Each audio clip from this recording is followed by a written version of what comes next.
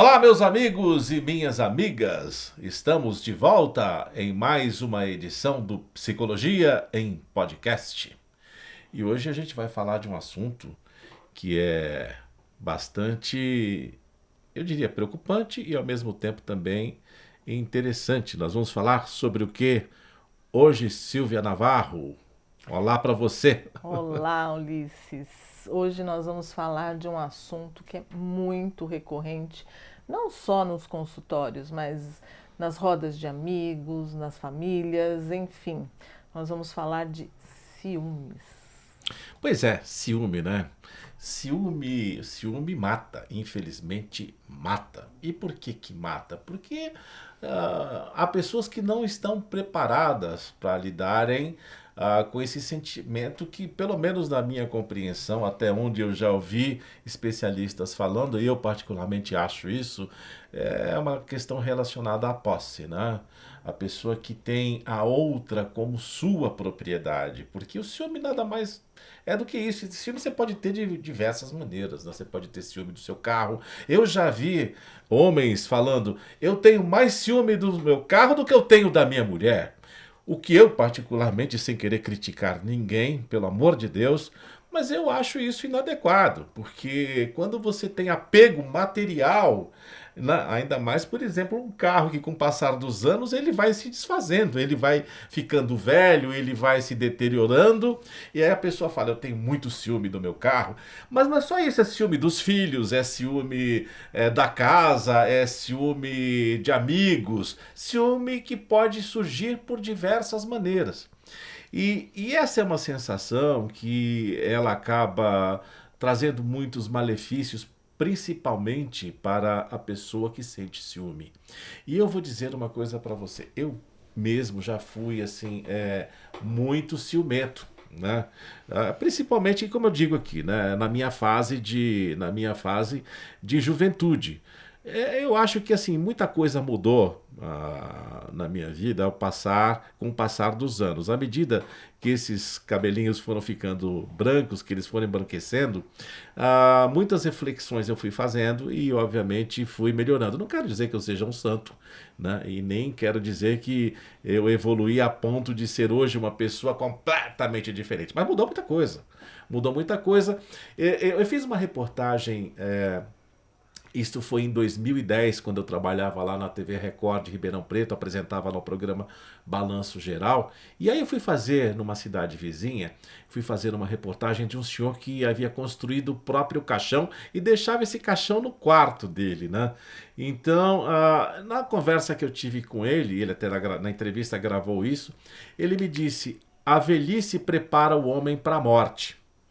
Então, à medida em que você vê que, eu, por exemplo, eu que já passei dos 60, né, e à medida em que você vê que você tem muito mais passado do que futuro, né? Então a vida é assim. E quanto tempo mais a gente tem pela frente? Se eu viver muito. Vamos dizer que eu viva 100 anos. Eu só tenho mais 40. Aliás, nem 40, mais 38. É muito pouco tempo que resta pela frente. Então, à medida que você vê a. Eu sempre brinco aqui, né, com os meus amigos, em casa, com a família, eu falo: o árbitro já consultou o cronômetro. Daqui a pouco ele apita a final de jogo, né? E é isso, cara. A vida é mais ou menos assim, né? E ela passa num piscar de olhos, ela passa de forma muito rápida. Então, com o passar do tempo, você vê que muita coisa deixou de fazer sentido. E uma delas é o ciúme, né? Que é esse sentimento de posse. E esse sentimento, cá para nós, é um sentimentozinho complicado, né, Silvia? O que você acha? É, sim, Ulisses. Entram duas questões aí que você colocou, que é o sentimento de posse e muitas vezes, né, da pessoa que é ciumenta, a insegurança. Ela se sente insegura em relação a outra pessoa, muitas vezes até algum sentimento de inferioridade, alguma questão assim, aonde eu já ouvi muitas vezes, né, algumas pessoas, isso homens e mulheres, tá? Não tem uma preferência aí não. Aonde diz, eu tenho ciúmes porque eu sei que eu não sou boa o suficiente para ele, ou eu não sou bom o suficiente para ela. E é bem capaz que ela ache alguém melhor do que eu e vice-versa, né? Então, são muitas as questões que envolvem o ciúme além da posse, né? Tem a questão da posse, sim, mas tem muito presente a questão da insegurança, que é uma insegurança da pessoa nem só em relacionamentos amorosos. Isso entra em amizade, duas pessoas muito amigas, entra uma terceira pessoa nessa amizade, pronto, né? A amizade já começa a apresentar defeito. Né? E aí algumas pessoas falam, né? A amizade tem prazo de validade. Depende, né, de como você lida com essa amizade. Tem pessoas que ficam anos sem se falar e quando voltam a falar é como se tivessem conversado na noite anterior. Por quê? Porque não existe posse, não existe insegurança, muito pelo contrário, existe segurança. Eu sei o quanto eu sou importante na vida daquela pessoa, então, o quanto a pessoa é importante para mim, então, ok, eu não tenho esses ciúmes. Ou se por um acaso os caminhos se desencontrarem, não é porque eu não sou boa o suficiente, ou ele não é bom o suficiente, ou o amigo não atende mais as minhas expectativas, mas sim porque eu estou direcionando a minha atenção para um outro lugar que diverge da pessoa que está ao meu lado. Então os caminhos se separam aí. Mas isso é sempre muito difícil das pessoas lidarem, né? E essa forma que a gente fala aqui seria muito civilizado e seria ótimo, né, se existisse em todos os relacionamentos, mas infelizmente não é assim que acontece, né? Pois é, só que muitas vezes a gente vê que por ciúme o marido mata a mulher, ou a mulher que mata o marido, ou ele espanca a mulher, ou acontece alguma coisa de violência, né, em que aí você começa a imaginar, né, a que ponto que chegou este casal. Agora, será que é só insegurança ou existe algum outro fator além disso, né? Porque quando a violência ela é tamanha que pode inclusive chegar à morte, aí eu já acho que se tratou, não sei, é o que eu acho, eu não sei se tem procedência o meu pensamento, a minha reflexão, não, mas me parece que se trata de uma doença, não seria isso, não? Sim, aí entra a posse que você falava, né? E uma coisa que vem muito, né? Que às vezes a gente ouve, mas ela mexeu com o meu bril, ela me desonrou. É como se o outro tivesse que manter a sua posição. Então eu me sinto ofendido pelo que o outro fez. Como eu me sinto muito ofendido, eu vou lá e acerto as contas com esta pessoa. É claro que isso só vai acontecer se essa pessoa tiver um grau de agressividade muito alto dentro dela. E às vezes a gente ouve assim, né? Nossa, mas ele foi sempre uma pessoa tão calma, me passava que era uma pessoa tão boa. É uma pessoa boa, ele é até uma pessoa calma. Só que ele tem uma agressividade que ficou ali dentro, não trabalhada, que provavelmente é em cima da insegurança, dessa necessidade de ter o outro para se autoafirmar, que também isso existe muito, né? Então, como assim a outra pessoa não fez jus a tudo isso que eu sinto por ela? Como que ela teve a capacidade de me trair? Como ele teve a capacidade de me trair? Como a pessoa fez isso comigo? Então eu vou lá e vou à forra, né? Eu vou limpar a minha honra, não era assim que as pessoas falavam antigamente, né? Eu vou lá limpar a minha honra.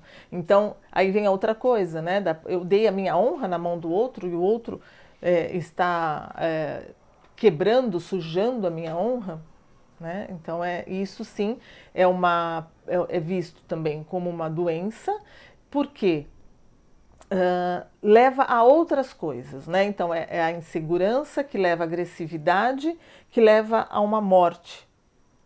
Então esta pessoa não sabe controlar os seus instintos, essa pessoa não tem condições de lidar com o emocional dela, tem um emocional muito debilitado.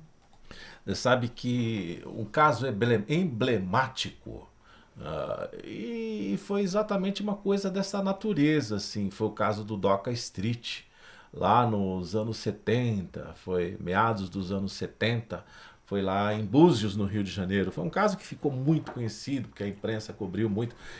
O Doca Street matou a companheira Ângela Diniz. Eu estou falando aqui de memória, eu não fiz uma pesquisa para poder recuperar esse assunto. Me veio agora aqui, durante a gravação desse podcast.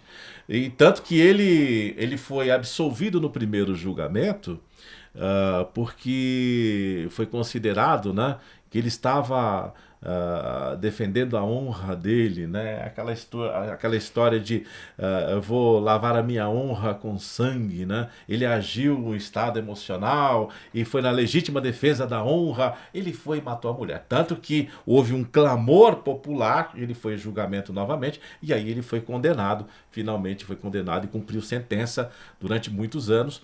Mas, enfim, o que isso leva a gente a pensar, a refletir, independentemente de ser uma questão de insegurança, independentemente de ser uma questão de posse, eu vou falar aqui por um aspecto muito mais espiritual, porque eu não sei nem se cabe falar isso, mas eu tenho vontade de falar isso, porque é o seguinte, a partir do momento em que o indivíduo ele se sente dono da outra pessoa, está faltando aí uma evolução espiritual nele de forma muito importante.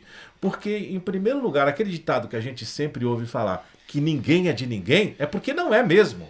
Não é? E eu sempre penso da seguinte maneira, né? Eu, quando era jovem, também eu tinha essa coisa do ciúme. Né? Eu ia ficar muito possesso se eu soubesse que eu tivesse tomado um chifre. Né? Você virar corno de uma hora para outra, desculpe o linguajar franco, mas ninguém suporta isso daí. Só que é o seguinte, com o passar dos anos, você pensa da seguinte maneira, ok, se saiu com outra pessoa, saiu com outro homem, ou se saiu com outra mulher, quer saber de uma coisa? Que se dane, bicho. Né? Então vá procurar uma outra pessoa que esteja afim de você. Se aquela saiu com outra, porque não quer mais você. Eu penso assim, né? E não sei se estou pensando de forma muito, muito simplória, mas a partir do momento que uma pessoa não quer mais a outra, ela vai buscar fora. Ou ela vai buscar fora, ou ela vai se satisfazer fora. Algum complemento provavelmente está faltando. E de repente, se ela quer encontrar isso nos braços de um outro homem ou de outra mulher, seja o que for, tá bom, seja feliz. Né? O que eu não posso admitir é eu estragar a minha felicidade dando um soco, ou dando um tiro, ou dando uma facada, Deus me livre e me defenda, não é? Estragar a sua vida por causa de outra. A partir do momento que ela decidiu sair, então seja feliz, vá embora. É difícil você lidar com a perda. Ninguém gosta de lidar com a perda, a realidade é essa. Você perder aquilo que você gosta é doído, né? E toda mudança de status, né, por assim dizer, de status eu quero dizer de situação. Toda mudança de situação, ela traz desconforto. Bom, vou te dar um exemplo. Se o seu chefe chega para você amanhã, por hipótese, né? Você está demitido. Você vai ficar triste, você fica chateado. Tem pessoas que caem no choro, em prantos, e vão embora da empresa em prantos. Por quê? Foi tirado dela o chão. E esse chão não é só o emprego, esse chão muitas vezes é o amor do outro, é aquela relação de confiança. Mas aí é o tal negócio, é a hora que você tem que estar preparado para não ter uma reação que possa te complicar muito mais a vida. Tudo bem, se você perdeu o amor da sua vida, deixa ele embora. É melhor do que você perder a sua liberdade. Do que você... Imagina, você tem uma reação violenta, vai preso. Ou vai presa. Não é muito pior do que você sofrer em casa calado ou calada, não é? É isso que eu falo. Às vezes a pessoa não raciocina pelo lado talvez um pouco mais pragmático, se bem que o sentimento ele não é pragmático, né? Existem muitas questões que envolvem uma relação e essencialmente essa questão da entrega, essa questão da confiança, mas muito mais aquela percepção do o outro me pertence. E quando ele deixa de pertencer, este sentimento da perda, ele é extremamente doloroso. Eu acho que talvez seja por aí que as pessoas precisariam saber lidar com isso. Ô Silvio, eu estou falando bastante aqui. Será que eu estou falando alguma bobagem? Como é que você vê essa questão aí? Não, não falou bobagem, não. Quando você fala ninguém é de ninguém, não é mesmo. Nem os filhos são nossos, né? Aí eu vou entrar também nessa outra questão, né? Os ciúmes que os pais têm dos seus filhos, às vezes é tão grande que sufoca, né, esses filhos, não permitindo até que eles tenham vidas amorosas, né? Que eles possam se relacionar e o que vai causar daí problemas nos relacionamentos desses filhos também, né? Porque eles não vão saber se relacionar com outras pessoas sem sentir ciúmes, porque é assim que eles conviveram, é assim que eles aprenderam. Então, o outro tem que ser meu. Então, aí entra a posse que você fala, Ulisses, aonde eu tenho, o outro é meu, o outro me pertence. Não, não pertence. Ninguém é de ninguém, todo mundo é livre, né? E muitas vezes eu trato o que nos casamentos, né? Nas terapias de casal, por exemplo, quando um casal chega ao consultório, né? Quais são os acordos que este casal fez, né? Existem pequenos acordos feitos com os casais que às vezes pode inclusive deixar as pessoas um pouco alertas, tipo, como assim esse casal fez esse tipo de acordo?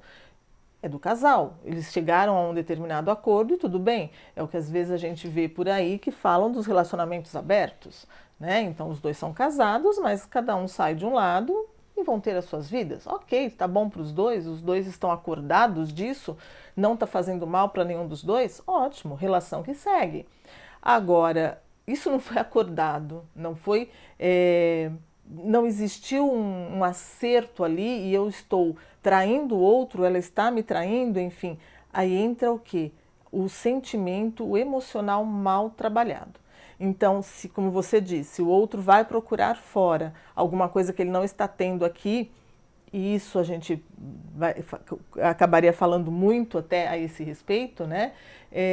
Procurar fora o que não está tendo aqui, mas você conversou com a sua companheira, você conversou com o seu companheiro, existiu ali alguma conversa para dizer, olha, você está falhando nisso, olha, eu estou falhando em alguma coisa, ou o que eu espero de você, para o outro poder olhar para você e falar, olha, o que você está me pedindo eu não consigo fazer. Eu não consigo atingir, aí a gente entra naquela coisa da expectativa do outro, né? Eu não consigo atingir essa sua expectativa, você está esperando demais de mim. E aí o casal vai tentar entender o que está acontecendo. Ou eu continuo junto e vou tentar acertar estas arestas, ou cada um vai procurar o seu rumo. Quando isso não acontece, aí vem as questões da traição, a infidelidade, os relacionamentos extraconjugais. Quando um dos dois descobre que isso acontece, aí vem a agressividade do emocional mal elaborado, aonde na hora, né, que você falou, por que ele não para, não pensa o que ele vai fazer, ele vai estragar a vida dele. A gente vê inúmeras histórias assim de pessoas muito bem posicionadas na vida e que vão lá e estragam tudo por um momento de loucura. Né? Diz que todo mundo tem um minuto, um segundo de loucura no dia. Eu costumo dizer que é melhor esse um segundo dar quando a gente está dormindo. Pelo menos você não corre o risco de fazer nada errado. Só que essa pessoa, ela não tem controle no seu emocional e ela vai e acaba tendo um ato, né? Eu já vi, inclusive, mulheres muito bravas, e isso não são os memes de internet, não. Eu vi acontecer a mulher destruir o carro do companheiro porque estava irritada com ele, e não era nem questão de traição, né? Era uma outra irritação e ela pegou uma cadeira que estava ali no estacionamento e tacou no carro e destruiu ali o carro do marido, né?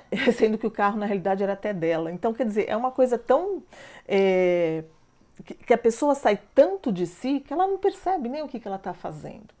Né? Ela não consegue parar naquele momento e falar o que eu estou fazendo. Isto não é porque a pessoa ali teve esse momento de loucura. Provavelmente ela tem ali dentro dela uma agressividade que ficou camuflada por algumas coisas. Ele conseguiu disfarçar, né, essa questão dessa agressividade, mas muitas vezes, quando a gente recebe isso no consultório e começa a conversar e pergunta para a pessoa, né? Mas ele nunca deu nenhuma dica de que era uma pessoa agressiva? Não, nunca. Aí você começa a investigar. Em algum momento ele teve uma atitude agressiva, né? Eu já escutei esse relato. Não, só uma vez ele me empurrou e eu caí no sofá e me machuquei. Ah, mas ele não me agrediu. Isto é uma agressão. Ele empurrou, né? Então é uma agressão. Já era um indício de que era uma pessoa agressiva. Um outro relato que eu também já recebi. Ah, eu estava com uma travessa de macarrão na mão e ele não queria comer o macarrão. Ele deu um tapa na travessa do macarrão, voou o macarrão para tudo. Mas ele não é agressivo. Não, isto é um indício de agressividade, né? Que muitas vezes nem as mulheres, nem os homens conseguem olhar para isso e ver que isso é um indício de que aquela pessoa é agressiva e precisa de ajuda, né? E precisa de ajuda, só que a pessoa precisa querer se ajudar, né? Não adianta a esposa ou o marido chegar, né, para o companheiro e falar, olha, você precisa procurar ajuda, o teu ciúme está atrapalhando o nosso relacionamento, a sua agressividade está atrapalhando o nosso relacionamento. A pessoa tem que entender que aquilo não está bom para ela e aí ela vai procurar ajuda, né? Quando ela perceber que esse ciúme, né, está atrapalhando a relação do casal, que o ciúme está atrapalhando às vezes as relações profissionais da pessoa, porque existe, né, o ciúme dentro da empresa, né, o chefe prefere o fulano do que o ciclano, então o ciclano fica ali todo doído porque o colega foi chamado para uma reunião e ele não foi, né? Eu também já vivi no mundo corporativo e já vi isso acontecer várias vezes. E a pessoa fica lá dentro, ela sabe que ela não pode fazer nada, né? Porque senão ela vai ser demitida, mas aquilo ela vai colocando para dentro dela e vai virando uma doença, né? Aonde ela vai se tornar pessoa agressiva, às vezes com outras pessoas, porque ela sabe que dentro do ambiente profissional ela não pode ser agressiva com ninguém.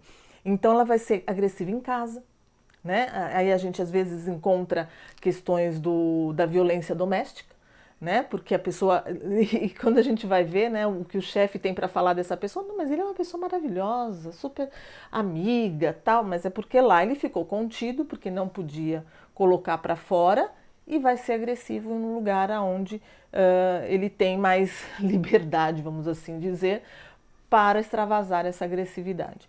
Então, se é uma dica que a gente pode deixar também, observe o seu comportamento primeiro, né? Como que você age nessas relações amorosas, relações de amizade, relações profissionais, como você se sente em relação a essas pessoas, quais os pensamentos que você tem, né? Porque às vezes a gente ouve assim, nossa, eu queria matar o meu chefe, mas é apenas uma colocação, né, que a gente fala da boca para fora, mas se você foi para casa imaginando como você mataria essa pessoa, né? Ah, também pode ser que não saia daí, mas vamos reparar nisso, né? Porque de repente eu não vou matar ninguém, mas eu vou de repente chegar em casa e vou maltratar o meu cachorro. Eu vou maltratar os meus filhos, né? Eu vou tratar mal o meu marido, eu vou tratar mal a minha esposa porque eu estou ali muito incomodado com o que está acontecendo em outro local. E aí eu vou ser agressivo e a agressividade vem. Então eu vou começar a reparar isso em mim. Quando eu não tenho essa condição de reparar isso em mim, eu vou reparar nas pessoas que estão à volta de mim também, né? Como que essa pessoa chega do trabalho, como que ela sai para ir trabalhar, como que é nas relações em casa, relações com os filhos, relações com os pais, né? Como que é esta pessoa? Então, se eu perceber que o outro não está indo para um caminho que não está legal nem para ele nem para mim, eu vou tentar falar. Só que o outro só vai procurar ajuda se ele quiser. Se ele não quiser, aí eu vou decidir o que eu quero fazer com isso, né? Se eu continuo nessa relação doentia, porque acaba sendo, ou eu vou sair e vou procurar aí o meu caminho. O que eu digo é o seguinte, pelo menos se eu posso dar alguma dica aqui, é que sentiu ciúme, sentiu sintoma de ciúme, sentiu esse sintoma de que as coisas não estão indo bem e que você qualquer hora pode perder a cabeça, então vai buscar um tratamento, vai buscar ajuda, né? Isso é um sinal de alerta para você, porque isso pode dar mal, pode acabar mal. No melhor das hipóteses, né, você arruma uma confusão com aquela pessoa, no melhor das hipóteses. E eu passo que se você busca a solução desse problema, né, você vai evitar sofrimento para você, para sua família e para todo mundo, né, que está perto. Porque é o seguinte, quando uma pessoa sofre, as pessoas que a querem bem, elas acabam sofrendo junto. Elas sofrem junto, né? Porque elas veem que existe uma dor que te incomoda e elas não podem fazer nada. E é só você, a única pessoa, né, que pode fazer. Isso eu estou dizendo no caso da pessoa que sente, né?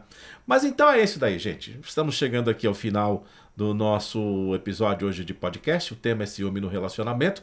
E se você tiver alguma outra questão, alguma questão para fazer aqui pra gente, escreve, manda um e-mail pra gente aqui, psicologiaempodcast@gmail.com. E aí a gente tenta responder no próximo episódio, tá bom? Agora, vou começar a pedir o seguinte: dá like, compartilha, né? Porque a gente precisa disso aqui, a gente tá começando, a gente quer crescer.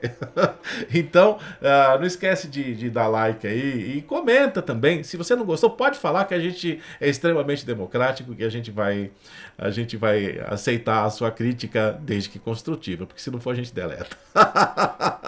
Então tá bom, Silvia, até a próxima, né? Até a próxima. Deixem aí realmente seus comentários. Se tiver alguma pergunta a respeito do tema aqui abordado, pode mandar também. Se a gente não conseguir responder pelo podcast, a gente responde por e-mail para vocês, tá certo? Então, Até. então tá bom, gente. Um abraço, até o próximo episódio. Tchau, tchau.